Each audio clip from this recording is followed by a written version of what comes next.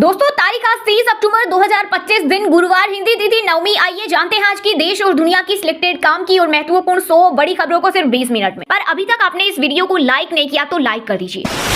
PM Modi Mumbai में चल रहे इंडिया मेरीटाइम वीक 2025 में हुए शामिल। कहा देश का मेरीटाइम सेक्टर ग्रोथ का नया इंजन। भारत का मेरीटाइम सेक्टर बहुत तेजी और एनर्जी के साथ आगे बढ़ रहा है। आज इंडियन पोर्ट्स को डेवलपिंग दुनिया में सबसे एफिशिएंट माना जाता है। 5 दिवसीय सम्मेलन में 85 से ज्यादा देशों के प्रतिनिधि, 1 लाख से ज्यादा प्रतिभागी और 350 अंतर्राष्ट्रीय वक्ता आएंगे। देश को ब्लू इकोनॉमी का केंद्र बनाने पर फोकस। अब हर मोबाइल कॉल पर सिर्फ नंबर नहीं बल्कि कॉल करने वाले का असली नाम भी स्क्रीन पर दिखेगा। ये नाम वही होगा जो यूजर ने सिम कार्ड लेते समय आईडी प्रूफ में दिया होगा। ये सेवा डिफॉल्ट रूप से सभी यूजर्स के लिए चालू होगी। टेलीकॉम रेगुलेटर और दूरसंचार विभाग ने फ्रॉड और स्कैम कॉल्स पर लगाम लगाने के लिए बड़ा फैसला लिया है। पिछले साल ट्रायल हुआ था। तूफान मोंथा से तेलंगाना में मची तबाही। स्कूल डूबा और कार ट्रक बहे। रेलवे स्टेशन पर भरा पानी। इससे पहले आंध्र प्रदेश में 5 घंटे तक लैंडफॉल चला। 2 की मौत। आईएमडी के मुताबिक तूफान के असर से केरल, कर्नाटक, छत्तीसगढ़, महाराष्ट्र और झारखंड में अगले 3 दिन तक बारिश हो सकती है। मोदी जी ने नोटबंदी और जीएसटी लागू करके सभी छोटे व्यवसायियों को नष्ट कर दिया। बिहार में एनडीए पर फायर हुए राहुल गांधी। बोली जनता इस खटारा सरकार से ऊब चुकी है। अब वक्त आ गया है नया बिहार बनाने का, युवाओं का बिहार बनाने का। डोनाल्ड ट्रंप की निकल गई हेकड़ी। भारत से ट्रेड डील को तैयार हुआ अमेरिका। मोदी के मुरीद हुए राष्ट्रपति ट्रंप। बोले प्रधानमंत्री मोदी बहुत खूबसूरत और बेहद सख्त इंसान है, लेकिन वे बहुत जिद्दी नेता है। इसके अलावा ट्रंप ने कहा कि मुझे प्रधानमंत्री से बहुत सम्मान और लगाव है। हमारे रिश्ते बहुत अच्छे हैं। आरटीओ का बड़ा एक्शन। निजी बसों पर कसेगा शिकंजा। छत पर सामान ले गए तो सीज कर दी जाएगी बस। देश में 2031 में प्रति व्यक्ति आय 4.63 लाख होगी। 2013 में 6 करोड़ परिवार सालाना 10 लाख कमा रहे थे। ताजा रिपोर्ट्स के मुताबिक इस साल के आखिर तक भारत में सालाना 10 लाख कमाने वाले परिवार 10 करोड़ हो गए। घोषणा पत्र जारी होने के बाद पूरी ताकत के साथ चुनावी मैदान में उतरा महागठबंधन। राहुल गांधी ने मुजफ्फरपुर में जनसभा को किया संबोधित। बोले वोट के लिए स्टेज पर नाचने लगेंगे मोदी। नीतीश कुमार के फेस का प्रयोग हो रहा। भाजपा के हाथ में रिमोट कंट्रोल। योगी सरकार का गन्ना किसानों को बड़ा तोहफा। दाम में की 30 रुपए प्रति क्विंटल की बढ़ोतरी। मुख्यमंत्री के निर्णय से अगेती गन्ने का मूल्य 400 रुपए और सामान्य प्रजाति का 390 रुपए प्रति क्विंटल हो गया। इससे किसानों को लगभग 3000 करोड़ का अतिरिक्त लाभ मिलेगा। राष्ट्रपति द्रौपदी मुर्मू ने अंबाला एयरफोर्स स्टेशन से राफेल में भरी उड़ान। 40 मिनट के सफर के बाद फाइटर प्लेन लैंड हुआ। ऑपरेशन सिंदूर में इसी फाइटर जेट ने पाक में मचाई थी तबाही। 9 दिन गिरावट के बाद सोना 2585 रुपए महंगा हुआ। 10 ग्राम की कीमत 1.21 लाख। चांदी 4737 रुपए बढ़कर 1.47 लाख किलो बिक रही। लालू जी बिहार में मुख्यमंत्री की कुर्सी खाली नहीं। दरभंगा में केंद्रीय गृह मंत्री अमित शाह ने आरजेडी पर बोला हमला। कहा नीतीश के रहते वैकेंसी नहीं, बेटे को सीएम बनाने के सपने देखते रहिए। इस सरकार के सारे इंजन ही फेल हैं। दिल्ली में क्लाउड सीडिंग फेल होने पर पूर्व सीएम अरविंद केजरीवाल ने बीजेपी पर साधा निशाना। वहीं मौसम वैज्ञानिकों का मानना है कि फिलहाल क्लाउड सीडिंग के लिए ये सही समय नहीं है। भारत चीन के बीच चुशूल में कोर कमांडर लेवल की 23वें दौर की हुई बातचीत। दोनों पक्षों ने पश्चिमी हिस्से के प्रबंधन पर सक्रिय और गहन संवाद किया। चीन का दावा शांति और सौहार्द बनाए रखने पर सहमति। ये प्रण पत्र नहीं बल्कि बिहार का प्राण लेने वाला पत्र है। महागठबंधन के मैनिफेस्टो पर बीजेपी ने कसा तंज। कहा इसमें कोई विजन नहीं, सिर्फ डिवीजन की बातें हैं। वक्फ संशोधन को आप कह रहे हैं कि निरस्त करेंगे। केंद्र के कानून को प्रांत का कानून कब से निरस्त करने लगेगा।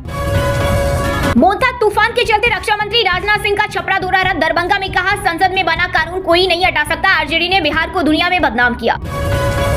एसआईआर लोकतंत्र के लिए गंभीर खतरा। केरल सीएम विजयन बोले बिहार एसआईआर की संवैधानिक वैधता सुप्रीम कोर्ट में विचाराधीन होने के बावजूद अन्य राज्यों में ये लागू करना उचित नहीं। वहीं तमिलनाडु मुख्यमंत्री स्टालिन ने एकजुट मोर्चे की सर्वदलीय बैठक बुलाई। पाकिस्तान को राज नहीं आ रहा। भारत अफगानिस्तान का दोस्ताना। रक्षा मंत्री ख्वाजा आसिफ बोले दिल्ली के हाथ में अफगान की डोर। भारत अपनी पश्चिमी सीमा पर हार का बदला काबुल के जरिए ले रहा।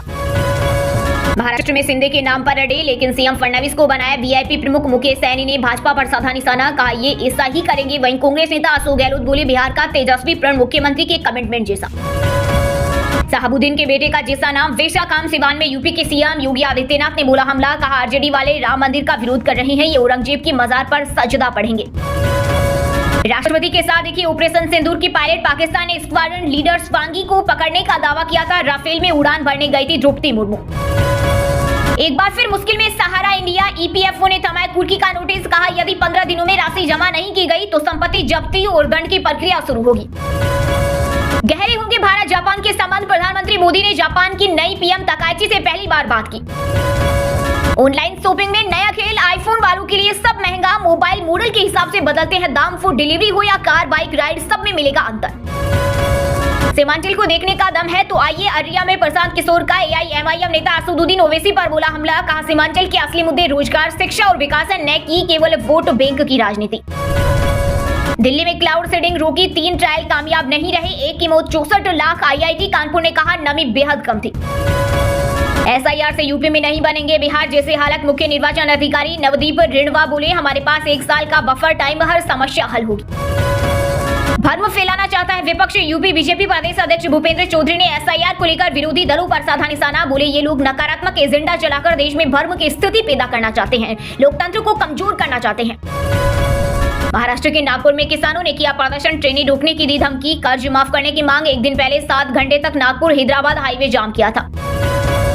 गुजरात में 7000 कार्यकर्ताओं और नेताओं ने छोड़ी बीजेपी। आम आदमी पार्टी ने किया दावा, कहा पार्टी किसी भी दल से गठबंधन नहीं करेगी और स्थानीय चुनाव अकेले लड़ेगी।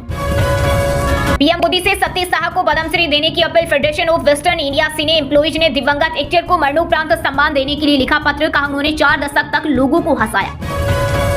27 दिन 10 एनकाउंटर और 5 कुख्यात गैंगस्टर ढेर। दिल्ली पुलिस की दहशत से दहला अंडरवर्ल्ड। हरियाणा, राजस्थान और बिहार तक फैले क्राइम नेटवर्क पर पुलिस ने किया करारा प्रहार। एनडीए के पास ना चेहरा है और ना प्लान, वो सिर्फ नकारात्मक बात करते हैं। कांग्रेस नेता कृष्णा अल्लावरू बोले महागठबंधन ये चुनाव बिहार के लोगों के मुद्दों को केंद्र में रखते हुए करना चाहता है। समाधान के लिए हमारा घोषणा पत्र है, हमारा एजेंडा है और लोगों के लिए विजन है। मिथिला ठाकुर को वोट नहीं देंगे, जीतकर दिल्ली चली जाएगी। अलीनगर के लोग बोले पहले मिथिला को समझे फिर राजनीति करें। बीजेपी ने भारी को टिकट दिया। हरियाणा में लाडू लक्ष्मी योजना की पात्र 20 लाख, लेकिन आवेदन 6.2 लाख। 2100 रुपए लेने पर महिलाओं को बीपीएल कार्ड से नाम कटने का डर। मंत्री कृष्ण बेदी बोले विपक्ष भरमा रहा।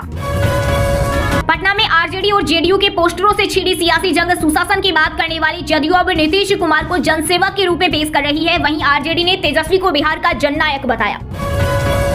एसआईआर शुरू होते ही गोवा में 34 अफसरों के तबादले। कांग्रेस ने जताई कड़ी आपत्ति। का ये तबादले चुनाव आयोग के दिशा निर्देशों का उल्लंघन।